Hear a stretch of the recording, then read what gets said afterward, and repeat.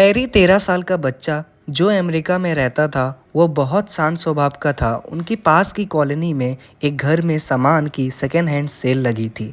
वह उसकी माँ के साथ वह सेल में जाता है और वहाँ जाके एक वुडो डॉल पे उसकी नज़र जाती है। जी हाँ दोस्तों, यहीं से कहानी की शुरुआत होती है वुडो डॉल से। आज का कहानी का मेन पर्पस है वुडो डॉल। तो चलिए शुरू से शुरू करते हैं। हैरी जब अपने माँ के साथ उस घर में जाता है तभी वह पाता है एक सुंदर सी वुडो डॉल और उनकी चमकती हुई आंखें उसे बहुत अच्छी लगती है, जिसे वह मम्मी से जिद करता है, मम्मी मुझे ख़रीद दो, मुझे ये डॉल पसंद आई है। फिर क्या, वह ख़रीद के वो डॉल अपने घर में लेके आता है और बहुत प्यार से उसे रखता है। हैरी और उसकी माँ बड़े प्यार से वो वुडो डॉल को लेके आते हैं अपने घर में और हैरी यहाँ पे बहुत ही खुश था। उसे पता नहीं था लेकिन उसके साथ क्या होने वाला है। तो वो डॉल अभी से ही खेल खेलना स्टार्ट कर देती है और हैरी ड्रॉर में रख देता है जहाँ पे वो बुक्स अपने रखता है और वो चुपचाप से पढ़ने बैठ जाता है। तभी उसकी नज़र अचानक ड्रॉर पे पड़ती है और वो मानो ड्रॉर के अंदर आर पार देख पा रहा था कि उसकी डॉल उसे देख रही है। वह उठता है अपने बिस्तर से और जाता है डॉल के पास और वो डॉल को उठाता है और ठीक उसके ऊपर एक ट्रॉफ़ी रखी हुई थी जो उसे स्कूल में मिला था।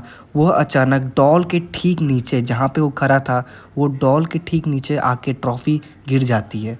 तभी वो देखता है अचानक से उसके घर में शीशे टूटने की आवाज़ और अचानक से घर में तंगी होने की आवाज़ आने लगी और तभी वो देखता है वुडो डॉल की आँख और मुस्कुराहट भी चेंज हो गई। वह जानते हुए कि ये डॉल सही नहीं है, फिर भी वो जाके पापा को बताता है, ऐसा ऐसा बात है, मेरे को अच्छा नहीं लग रहा, आप ये डॉल रिटर्न करके आओ। तभी उसके पापा ने बाहर के गांव में उसे फेंक दिया और जिस दिन वो फेंका उसी दिन ठीक उसके सामने वो डॉल आ गई। जैसे ही वो बिस्तर पे गया और अपना लेफ़्ट साइड गया, वो डॉल को पाता है। वो तुरंत भागते हुए नीचे जाता है और पापा को बताता है, आपने तो वो डॉल फेंक दिया, फिर वो डॉल कहाँ से आई? तो वो गुस्सा करता है। फिर उसके पापा बोलते हैं, कोई नहीं, मैं सुबह फिर से फेंक के आ जाऊँगा डस्टबिन में, अब वो डॉल तुम्हें परेशान नहीं करेगी। पर वो डॉल नहीं थी दोस्तों, वो डॉल के रूप में भूत थी। ठीक अगले सुबह हैरी की मॉम उस डॉल को बाहर डस्टबिन में फेंक देती है और हैरी को लगता है अब सब ठीक हो जाएगा। वो ठीक अपने टाइमिंग पे जा रहा था बिस्तर पे सोने, तभी उसे दिखा वुडो डॉल। फिर से हाथ दिखा और वो अपनी आंखें इधर से उधर कर रहा था और हैरी को बड़ा डर लग रहा था। फिर अगले दिन वो जाता है उसी घर में, सिक्योरिटी गार्ड उसे जाने नहीं देता और वो सिक्योरिटी गार्ड को बोलता है, ऐसा सब बात है, मैं वहाँ उस घर से वुडो डॉल लाया था और मेरे साथ ये हो रहा है। तभी वो सिक्योरिटी बोलता है, वो उस डॉल की गलती नहीं है, वो एक आत्मा है, तुमने उसे क्यों लिया और ये तुम्हारा कोई हक नहीं है उसे लेने का, अब जब लिए हो तो उसे रखना ही पड़ेगा। ये सुन के हैरी बौखला जाता है और वो आता है अपने दोस्त के पास और उसे बोलता है कि ये भाई डॉल मत छूना, इस डॉल में ऐसा वैसा है, और वो जाके उस डॉल को फेंक देता है। उसका जो दोस्त था ब्रूक, वो जाता है डॉल को उठाता है और अचानक से डॉल को उठाने के बाद ही एक बॉल आके उसके सर पे लगती है। बड़ी तेज़ का बॉल था, उसे लग गई और वो नीचे गिर जाता है और वो कभी नहीं उठ पाता है। ये देख के हैरी दंग रख जाता है और उसे पता चल जाता है ये कोई मामूली डॉल नहीं है। हैरी को पता चल चुका था वो वुडो डॉल उसका पीछा छोड़ने वाला नहीं है, तो वो गुस्से में जाता है और वुडो डॉल में आग लगा देता है।